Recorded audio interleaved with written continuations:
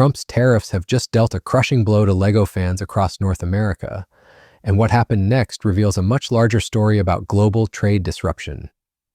On August 29, 2025, thousands of LEGO builders woke up to find their shopping carts emptied and their favorite pieces completely unavailable. We're talking about over 2,500 individual LEGO elements that simply vanished overnight from the Pick-a-Brick program in both the United States and Canada. But this isn't just another trade war casualty. This is a direct hit on creativity, childhood dreams, and the builders who rely on these specific pieces to bring their visions to life. And as we'll see, trade policies have become a global chess game where countries are scrambling to protect their interests while ordinary consumers pay the price. There could be some movement on the Canada-U.S. trade front. The cabinet minister leading those talks, Dominic LeBlanc, is in Washington and met this morning with Commerce Secretary Howard Lutnick. The CBC's Ashley Burke joins us now from the U.S. Capitol. What can you tell us, Ashley?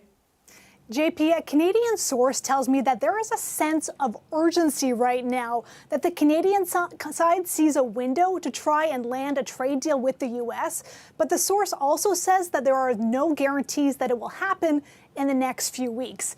Canada-U.S. Trade Minister Dominic LeBlanc is here right now in Washington. He met with Donald Trump's Secretary of Commerce, Howard Lutnick, this morning and posted a photo online calling it a productive meeting. LeBlanc's office says it lasted about 90 minutes, and it's all part of Canada's efforts to try and get the Trump administration to drop or at least lower a series of tariffs hitting Canadian sectors hard. Here's what the Prime Minister said today. Aluminum, steel. The LEGO crisis stems from something called the de minimis exemption, a trade rule that most people had never heard of until it started affecting their hobbies. For decades, this rule allowed packages worth $800 or less to enter the United States without paying any tariffs or duties. It was designed to make small shipments easier to process and keep costs down for consumers. The rule worked beautifully for online shopping, allowing people to buy small items from around the world without worrying about extra fees.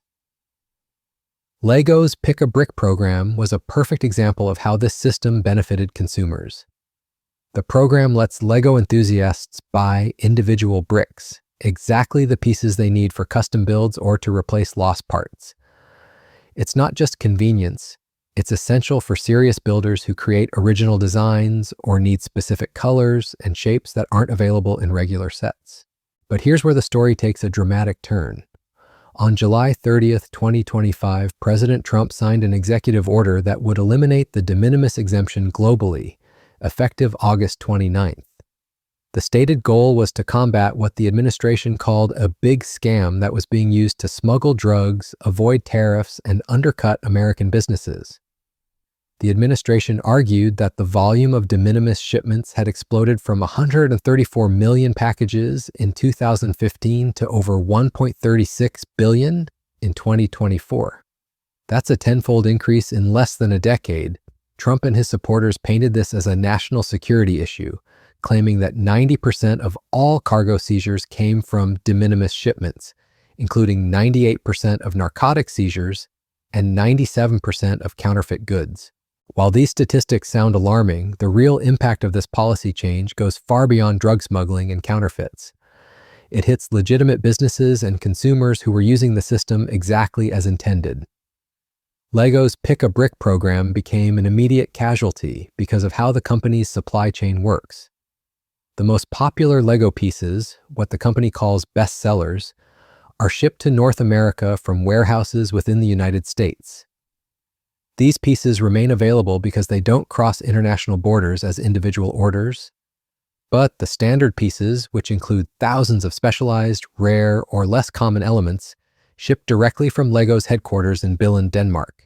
These are the pieces that serious builders rely on for unique projects, unusual colors, specialized shapes, and elements that aren't mass-produced for the American market. When the de minimis exemption ended, these Danish shipments suddenly faced a 15% tariff on every single package. For a company shipping individual LEGO bricks worth just a few cents or dollars each, this created an impossible situation. The tariffs would often cost more than the products themselves. Even worse, the new rules require extensive paperwork and processing that makes small shipments economically unviable. Postal carriers from Denmark and other European countries began suspending shipments to the United States entirely, saying they couldn't adapt their systems fast enough to handle the new requirements.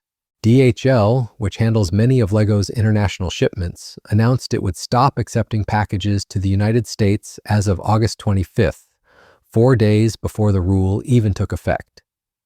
But here's where the situation becomes even more frustrating. Canada got caught in the crossfire.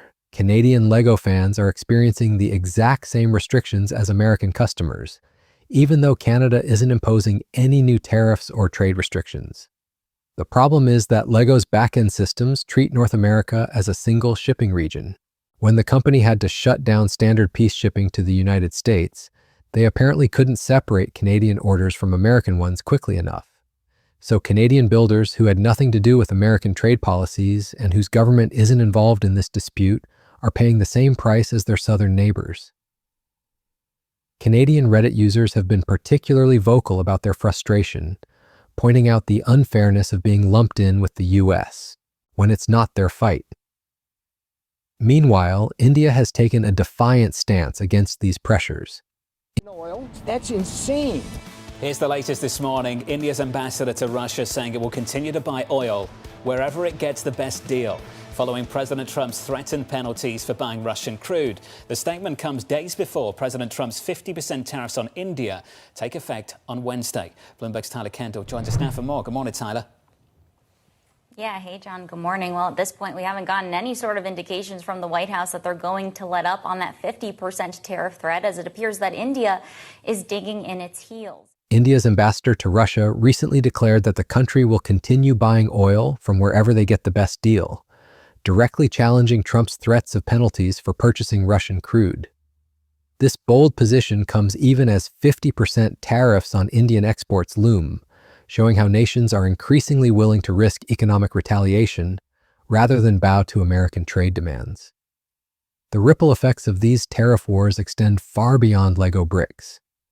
Yes, and this move by President Donald Trump is certainly a big blow to ties between India and the US, which have been growing closer in recent years. And we've seen Prime Minister Narendra Modi here and President Trump seeming to have a good relationship. So in some ways, this is a bit of a surprise that things have deteriorated so quickly. But that is a massive blow. 50% now, the additional tariffs on India in total. And this will have a major impact with a number of sectors that are going to be particularly hard hit, with President Trump saying that this move was made because of India's continued imports of Russian oil, which Trump says is helping to fuel Russia's war in Ukraine. Now, the impact on the economy, analysts are saying that could be up to 1% in India. They say that India can absorb this overall, but it's those certain sectors that might be impacted very badly, and particularly small and medium-sized businesses will find this much harder, with potential job losses. That sectors including gems and jewelry, auto components, textiles, for example, they'll be hard hit. And business owners I've spoken to have been saying that they're worried that what will happen now is US buyers will turn to other countries that are now more competitive in terms of their prices, simply because their import duties for the US are lower than India's. That 50% is among the highest in the world, with that 25% being added on and coming into effect today. So that's going to make it very, very difficult for businesses, particularly those that really, really do depend on the US almost exclusively in the cases of some, say, small companies, which will then have to cut jobs and will be struggling. And they're calling for the Indian government to step in and offer some kind of financial assistance. Small businesses worldwide that relied on shipping low-value items to American customers are scrambling to adapt or simply shutting down their U.S. operations entirely. The 50% tariff on Indian exports alone threatens to wipe out up to 1% of India's GDP, devastating sectors from gems and jewelry to auto components and textiles. Business owners in India worry about losing competitiveness to other countries, with potential job losses mounting across small and medium enterprises. The impact on the LEGO community has been immediate and devastating. Builders reported logging into their pick-a-brick accounts to find carefully curated shopping carts suddenly empty. One Reddit user described setting up a big PAB order only to discover that 18 of their selected items were no longer available. These weren't casual purchases. Many builders spend weeks or months planning projects and selecting exactly the right pieces. The sudden disappearance of these elements has forced many to abandon projects entirely or seek expensive alternatives on secondary markets like Bricklink. The numbers tell the story of just how dramatic this change has been. Before August 29th, the UK Pick-a-Brick service offered 4,753 pieces available for order. The US service now has just 2,033 pieces available, a reduction of more than 2,700 elements, or about 57% of the previous selection. These aren't just duplicates or minor variations, they're unique elements that enable specific building techniques and creative possibilities. For many builders, losing access to these pieces is like having half their tool key. It's suddenly confiscated. But LEGO isn't the only victim of this policy change. The elimination of the de minimis exemption is sending shockwaves through international commerce. Etsy sellers, independent jewelry makers, craft suppliers, and countless other small businesses are facing the same impossible math: tariffs and processing fees that cost more than their products are worth. A UK-based jewelry company called Shed Made announced it would close to US customers starting August 29th, losing what represented 50% of their total orders. Korean cosmetics brands are adding 15% duties to all US shipments regardless of value. British yarn companies are estimating 50% increases in shipping costs, and many have simply stopped shipping to America entirely. Even alcohol distribution has become a bargaining chip in these trade wars. If tariffs remain in place, certain alcohol products will stay off LCBO shelves in Canada, creating a retaliatory stance that affects everyday consumers who just want to buy their favorite drinks. If there's a deal, another USMCA deal, which I don't think is going to happen for the next few months, but you never know with President Trump. He could pull the carpet out from underneath us in a heartbeat like he has before, or they get rid of their tariffs, and then we'll bring the booze back into the LCBO. And if they don't, then they aren't getting any booze on our shelves. This shows how trade tensions have escalated to the point where even basic consumer goods become weapons in economic warfare. The broader economic implications are staggering. Research by the National Bureau of Economic Research estimates that ending the de minimis exemption will cost U.S. consumers at least $10.9 billion annually, or about $136 per family. Low-income and minority consumers will feel the biggest impact because they rely more heavily on cheaper imported goods. The irony is that while the policy was designed to protect American businesses and consumers, it's actually making life more expensive for ordinary Americans while cutting them off from global markets and small businesses they previously enjoyed access to. From an international perspective, the sudden elimination of de minimis has created chaos in shipping networks worldwide. Postal services from Europe to Asia have had to suspend operations to the United States while they figure out how to comply with the new regulations. Singapore's Singpost, India's Department of Posts, Austria Post, and Britain's Royal Mail have all announced temporary suspensions of U.S. shipments. The European Union is now considering its own changes to de minimis rules, partly in response to the disruption caused by American policy changes. What was supposed to be a unilateral American action to protect domestic interests has instead triggered a global trade disruption that's hurting businesses and consumers on every continent. For LEGO specifically, the company faces a difficult choice about how to respond. They could potentially ship more standard pieces in bulk to American warehouses, making them available as bestsellers rather than direct from Denmark shipments. But this would require significant changes to their logistics network and might not be economically feasible for slower-moving specialty pieces. They could also raise prices across the board to absorb the additional tariff costs, but this would make their products less competitive and hurt sales. Or they could simply accept the reduced selection available to North American customers, effectively creating a two-tiered system where European and Asian customers have access to the full range of Lego elements while North Americans make do with a limited selection. The situation highlights a broader problem with how modern trade policy intersects with global supply chains and digital commerce. The de minimis exemption wasn't just a trade rule, it was infrastructure that enabled countless small businesses and niche markets to exist.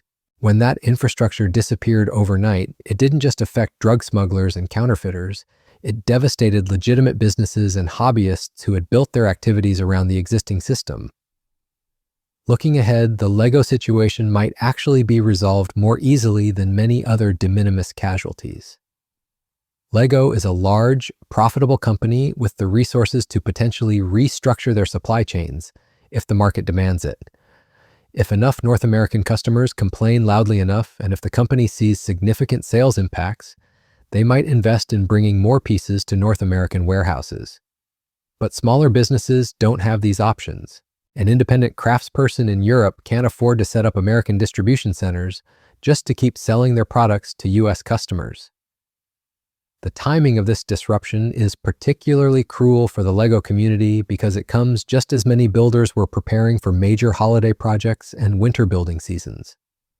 Lego building tends to peak during colder months when people spend more time indoors on creative projects. Many builders had been planning elaborate builds, custom modifications, or replacement projects that now can't be completed with the available pieces. The impact goes beyond individual disappointment. Lego building communities, online forums, and social media groups are all feeling the effects as builders can't access the pieces they need to participate in collaborative projects or building challenges. What makes this situation even more frustrating is that it didn't have to happen this way. The Trump administration could have implemented the de minimis changes gradually, with exemptions for certain types of products, or with longer transition periods to allow businesses to adapt. Instead, they chose the most disruptive possible approach: a complete, immediate elimination with just weeks of warning. This created the panic we're seeing now, with postal services shutting down, businesses closing to U.S. customers, and supply chains grinding to a halt. The Lego pick-a-brick crisis is ultimately a perfect microcosm of how trade policy affects real people in unexpected ways. What started as a policy designed to combat drug smuggling and protect American jobs has ended up hurting American consumers, devastating small businesses worldwide, and crushing the dreams of Lego builders who just wanted access to the pieces they need for their creative projects. It's a reminder that in our interconnected global economy, no policy change happens in isolation, and the most visible effects aren't always the ones policymakers intended. For now, North American Lego fans will have to make do with the reduce, deselection of bestseller pieces, hope that secondary markets can fill some of the gaps, or wait and see whether Lego can find a way to restore access to their beloved standard elements. But this story is far from over. It's just the beginning of what could be a fundamental reshaping of how Americans interact with the global economy. Thanks for watching, and if you want to stay updated on how trade policies are reshaping global commerce and affecting consumers worldwide, be sure to subscribe for more in-depth analysis of the stories that matter to your daily life.